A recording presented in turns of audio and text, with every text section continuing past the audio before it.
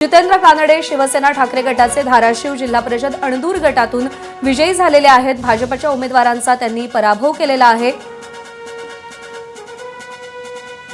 तर दुसरीकडे पुणे जिल्हा परिषदेतून पारगाव जरकारावाडी मध्ये विवेक वळसे पाटील राष्ट्रवादीचे विजयी झालेले आहेत। सांगली जिल्हा परिषद बागडी मोहिनी खोत भाजपच्या विजयी झालेल्या आहेत।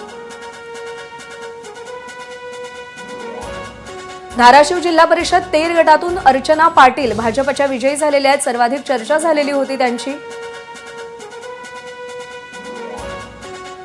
धाराशिव जिल्हा परिषद जवळामधून धनंजय सावंत भाजपचे विजयी झालेले आहेत।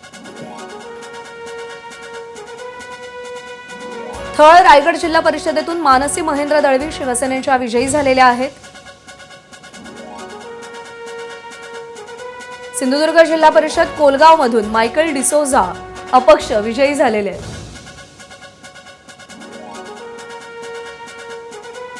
सोलापूर जिल्हा परिषद चपळगाव शांभवी कल्याण शेट्टी भाजपच्या विजयी झालेले आहेत। तर सोलापूर चपळगाव जिल्हा परिषदेतून सागर कल्याण शेट्टी भाजपचे विजयी झालेले आहेत।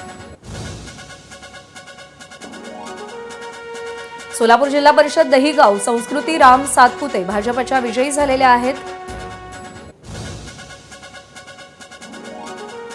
रायगड जिल्हा परिषद नडगाव तर्फे बिरवाडी भरत गोगावले यांचे सुपुत्र विकास गोगावले शिवसेनेचे विजयी झालेले आहेत।